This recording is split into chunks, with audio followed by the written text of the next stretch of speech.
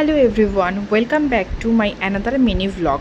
তো আগের ভ্লগেই তোমরা দেখেছিলে, মানে রথযাত্রার আগের মিনি ভ্লগটাই তোমরা দেখেছিলে যে আমাদের বাড়িতে সমস্ত কিছু লজেন্স বাতাসে সব কিছু ছড়ানো হয়ে যাওয়ার পর আমরা বেরিয়েছিলাম। তো আমরা বেরিয়েছিলাম মেনলি বাস স্ট্যান্ডের উদ্দেশ্যে। বাস স্ট্যান্ডে ইস্কনের রথ আসবে, তার জন্য প্রত্যেক বছরই মানে খুব ধুমধুমার করে এই রথটা আসে, যাকে বলে আমাদের এই তারকেশ্বর চত্বরে এটাই একমাত্র সবথেকে বড় রথ।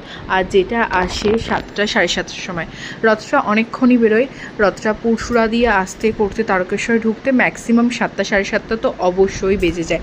আর এই সময় যখন রথটা ঢোকে চারপাশে এত পরিমাণ ভিড় হয় যে ঠিকঠাকভাবে দাঁড়ানো পর্যন্ত যায় না। আর রথের সাথে এত পরিমাণ যাত্রী আসে, এত পরিমাণ যাত্রী তারা নাচানাচি করতে আসে, মানে মিডিল পজিশানে যদি তুমি পড়ে যাও তো মানে যখন খুব গ্যাদারিংটা বেড়ে যাবে তখন কেউ কাউকে আর খুঁজে পাবে না, এরকম একটা ব্যাপার যাকে বলে।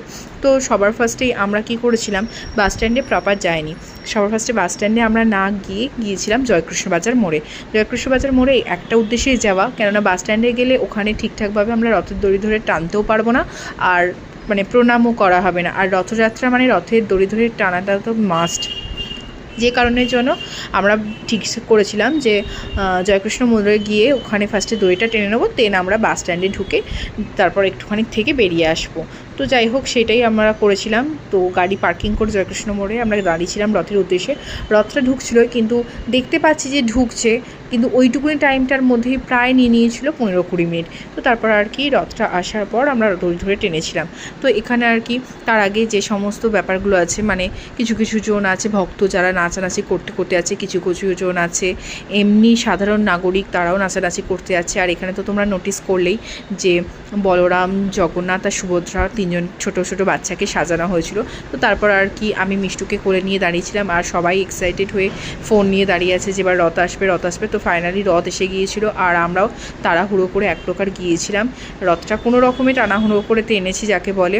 আর মিষ্টুকে ওর বাবা নিয়েছিল, ওর বাবা নিয়েই রথটাকে টেনেছিল। তো তারপর ওখানে কমপ্লিট করে রাস্তা আস্তে আস্তে যখন বাস স্ট্যান্ডে ঢুকছিল, সেই সময়ই আমরা গাড়ি নিয়ে বাস স্ট্যান্ডে আগে ঢুকে গিয়েছিলাম, কেননা গাড়ি পার্ক করার এমনি খুব প্রবলেম হচ্ছিল। তো তারপর আর কি গাড়ি পার্ক করে আমরা বাস স্ট্যান্ডের ওই যেখানে রথটাকে মানে রাখা হয় সেখানেই জয়েন করেছিলাম। তো ফাইনালি রথও ঢুকে গেছে। তো দেখো এখানে সবাই দাঁড়িয়ে আছে, আর আস্তে আস্তে প্রচুর ভিড় বাড়ছিল। আর আমাদের বেরোতে তো প্রচুর প্রবলেম হয়েছিল, প্রায় 1.5 ঘন্টা লেগেছিলো বেরোনোর জন্য।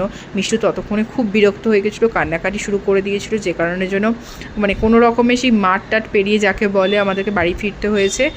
তো তারপর একটুখানি কিছু স্ন্যাক্স খেয়ে ফাইনালি আমরা টোটো করে বাড়ি চলে এলাম। তো আজকের মতো মিনি ভ্লগটা এইটুকুনি, দেখা হবে আবারও নতুন কোনো মিনি ভ্লগ নিয়ে। তো ততক্ষণ পর্যন্ত সবাই ভালো থেকো, টাটা।